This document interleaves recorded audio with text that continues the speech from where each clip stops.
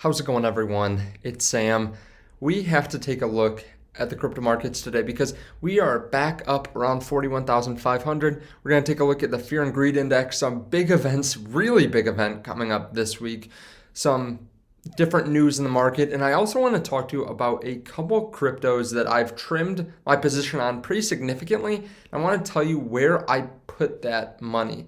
So this is not supposed to be fear, uncertainty, and doubt. I realize that everyone has their own favorite cryptos. I don't want to piss anyone off, but I have to be true to my guns, and I'm trying to cut down on positions and move it to faster horses, as some people like to say, or put it on cryptos that I think have significantly more upside. And these are a little bit smaller market cap or about the same size, but I think they will have a lot more opportunity this year. Now, if you guys don't mind hitting the like button, subscribe button, I appreciate that. It helps out the channel a lot. I feel well rested. I have not filmed a video yesterday or today yet, so that's a little bit odd for me. Usually I film every single day. Also, I do want to say there is a link down there to one of my favorite new exchanges this year, which is ftx.us. If you guys want to try it out, I would really appreciate it if you use that link underneath the video. They have a ton of different cryptos that are very cheap. It's one of the cheapest platforms to use, and it also lets you track thousands of other cryptos. You can also use their NFT marketplace if you want to start getting into that, because of the fact that it has zero gas fees. They do it off chain. So it's a really good place to start out if you guys want to try it out. Like I said, I really like it and I have been buying more on it recently. Now, one thing too, I did post a couple videos that were a little bit different recently, not just going over the crypto market, but skipping your bank and using 6 different crypto options. And I went through everything that you would get at a bank, and I figured out ways that you could do it in crypto. So if you guys want to check that out, you can definitely check it out on the end screen. I'll put this one. Also, one of the easiest ways to mine Bitcoin out there, and it's actually really profitable. Not as many people were going to watch this, and I realize that, but I think it will be helpful to a lot of people. Now, the Fear and Greed Index is looking better. We're actually in fear and not extreme fear, and it's funny because really we hit about a 9 on the Fear and Greed Index, and pretty much right after that we popped back up. So the bottom side on the Fear and Greed Index is actually really a really good gauge for when the bottom of the market will be. At least it has been recently. Now, of course, as soon as I say that, we'll probably fall down even further, but it really does seem to peg that mass fear really well. And we can kind of see what's happening in the market here. We have some cryptos that are popping up. Almost everything has popped up over the last week. Bitcoin, obviously 10%, but some of these altcoins up 20%. So it's been a really good week in the market. Now, we do have a big event coming this week, and that's CPI data. So we have February 10, which is Thursday at 8:30 a.m. over on the East Coast. We have that CPI data coming out. We're expecting 7.3%, and that's not obviously this month. That's with the new month coming in. We're planning on going up to 7.3%, which is going to be the most that we've seen in 41 years. And if we come in below it, obviously it's going to be really good for stocks and cryptos, because when we come in low, obviously there's less of a chance of the Fed rate hiking, so that will be very bullish. If we come in above, obviously there's going to be a little bit of a sell-off. Now, I still think, and there's a big debate on this, I still think that Bitcoin is a hedge against inflation, but it does better when you know inflation is coming and it's not already here and we're facing rate hikes. So I think that's maybe where some people are confused, because we have really high inflation, and yet when we have high inflation, people are worried about rate hikes and Bitcoin falls down. But I think that's where it's been really bullish for the last year, because everyone saw so much inflation coming, at least the people in the Bitcoin community. And because of that, we realized, okay, maybe we don't want our money in fiat. We move it over to Bitcoin, and it did really well. But now that we're here, some people are worried that we're going to see these rate hikes, and a lot of the big money considers this very risky. Now, what we've seen over the last week I thought was really interesting. Last week we saw a ton of red in the stock market, and we didn't actually see much in crypto. We stayed right around 35, 36, 37,000 in Bitcoin for a long time. But then at the end of the week, we started to see some of the NASDAQ stocks take off, and crypto did too. We did get some short liquidations too. This is over on Friday.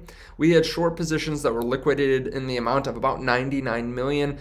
So not a huge amount. That's a nice amount, obviously, for shorts liquidated, but it wasn't anything huge, right? When we see longs liquidated, sometimes we see $1 billion in longs liquidated over a day, and that's where we're seeing those $4,000, $5,000, $6,000 moves down. Now we have hit a couple really important areas. First of all, we broke this trend line that we had been seeing since we were up at the all-time high. We broke through it, and we really broke through it. And then over the last couple days, we've really not moved very much. We've actually held really steady. I mean, look at that consolidation there. Not even breaking down past 41,000 really, just bouncing off 41, then bouncing down off 42. So we've stayed really tight here. Now, I think one level that we have to pay attention to, everyone should be paying attention to, is the $42,000 level. We've actually seen a couple different times that we've been rejected on it. We were just rejected just yesterday on it, but we've also seen a lot of support in the past. So if we can flip that into support from resistance, that's obviously going to be very, very bullish. We do have some news over in the political realm. Ted Cruz buys the Bitcoin dip. We don't know exactly how much he bought, but it was somewhere between $15,000 and $50,000. So probably a Bitcoin or half a Bitcoin really recently using River Brokerage. So he's not buying himself. It sounds like he's using a brokerage place, but that is just one more person in the government that's buying Bitcoin. We've known that he's a little bit more pro-Bitcoin, especially because he is from Texas, and Texas is a very Bitcoin forward state, and might just be that he's trying to do this for political reasons, because honestly, $20,000 isn't that much probably to Ted Cruz, but still it is showing his support for Bitcoin in Texas. Now, we did get some really interesting news, and again, I'll get to the cryptos that I sold recently here in a second, but we did get some interesting news from Bloomberg, and this is from a new report. It's on other websites, I'm sure, too. Polkadot has the least carbon footprint, crypto researchers say.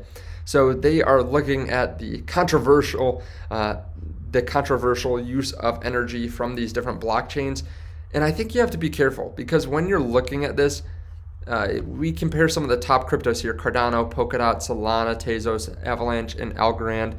But they're looking at total carbon emissions over the year, and this is a little bit misleading. So they're saying that it has the lowest carbon footprint, but that's because it does so many less transactions. I mean, their total carbon emissions are 33.36, and that's whatever this is, TC carbon dioxide per year, and it's 33. Solana's 30 times that at over 900. But when you look at the number of transactions, Solana literally has 3,000 times the amount of transactions. So 30 times the carbon emission, but 3,000 times the number of transactions. It's about 1/100th it's about 100 times more energy efficient than Polkadot at this point. So you can look at the electricity per transaction, and that's a better estimate. I mean, this gives it really clearly. It's about 100 times more energy efficient per transaction than Polkadot. So this title is a little bit misleading. I don't know why they would say it like this, because it is misleading, and a lot of people are saying, hey, Polkadot, we're bullish on Polkadot. Also, Cardano, very high electricity, along with Tezos. Algorand is better, Avalanche is better, but Solana is really leading the way. Now, let's just talk about the cryptos I sold. I cut my positions. I did not sell out them completely, and one of them is really a fan favorite, and that is Cardano. So Cardano has had a rough go of it over the last couple months, ever since they got smart contracts. And honestly, part of it was just that my position was much too large in Cardano. I bought a significant amount when we started falling down, and it was my third largest crypto holding. And honestly, I just don't think that it should be. So obviously, number one is Bitcoin, number two is Ethereum, and I'm not going to spend a ton of time talking about this stuff, but Cardano, there's still not much built on it, being used on it. There's not much total value locked, and it still has a long way to go. In my mind, it's not very energy efficient at this point. When Hydra comes out, I think that will be very good for Cardano, and I still see potential in Cardano, but I saw more potential in these other two cryptos. First of all, Solana, and I realize Solana is kind of controversial too, because a lot of people are worried about all the big VCs in it, but some of the best cryptocurrencies are the ones that have big VCs in it, and it has gone down several times. But when you look at the amount of energy that it uses, when you look at the how many transactions are being how many transactions are going through on Solana, it just dwarfs everything else. I really see Ethereum as being much more secure and decentralized, and Solana being much faster and more efficient. Cardano just has a long way to go for the same market cap. So the other thing is that it is actually down. Solana is down more than Cardano over the last 60 days, about 2 times as much. So if we see a rebound, I think that there's a lot more energy for Solana. I think that it's going to be a lot more explosive than Cardano. And I could always be wrong. It's all educated guesses, right? But I took half of the Cardano I sold and I put in Solana. The other half I put into Polygon. So Polygon is only 1/3 the size of these other two. And it seems like everyone is integrating Polygon. It's a layer 2 solution, but it is running a lot of transactions very cheaply. I've used Solana and Polygon, and they are so much better to use. Anything that's going to cause a lot of transactions, it makes so much more sense to use Polygon or Solana compared to Ethereum, and Cardano is still not being used that much. But I think Polygon is a very good bet, and they're growing very quickly too. Now, the other crypto that I cut down on was actually Polkadot. So Polkadot has had a lot of issues since they had their parachain auctions, or not a lot of issues, but just not much has happened, right? So they have a total value locked of 1.5 million, which I was really surprised by, but there's pretty much no total value locked. And I think that it's another one that can be really good for your portfolio long term. But I want it to be a smaller percentage because, again, another one that I see more potential in is Terra. I'd rather put more money in Terra, and Polkadot was a much larger position than Terra. But as the UST stablecoin gets more and more use, we're going to have more and more Terra burned, and it's just going to exponentially grow in value. And I think that Terra is a better bet over the long term than Polkadot at this point. I also want to put more into Phantom. So Phantom is another one that just has a lot. Let's see if I can even find it here. It's so far down the line. Phantom is so much smaller than a lot of these other cryptos that we're talking about here today. It's $5 billion, but their total value locked is very impressive. So it's one of the top total value locks with about $9 billion. When you compare the market cap to the TVL, that's not the most important metric, obviously, but that really shows that it's significantly undervalued. I mean, Polkadot has 1.5 million locked. We have other cryptocurrencies that are, maybe 3 to 5x the multiple, but Phantom is 1/2 the multiple. The market cap is half as much as the total value locked. And I see it as another really good option for a small to mid market cap. Now, they had a lot of momentum. They went up to $3.50. Now they're still up 30% over the last 60 days, but they have come down significantly from their high, like a lot of cryptocurrencies. But of course, you have to do your own research. I'm not telling you what to do. I'm just telling you what I'm doing, and I'm trying to take larger bets on the cryptos I feel very strongly about and not try to bag hold as much this year. I still think Cardano and Polkadot have a bright future. That's why they're in the top 10. But I think that they are slower moving. They're not growing as quickly as some of these other chains. And I think there's a lot more use case for Solana and Matic and Terra and even Phantom than Polkadot and Cardano at this point. There's so much more you can do with these cryptos right now.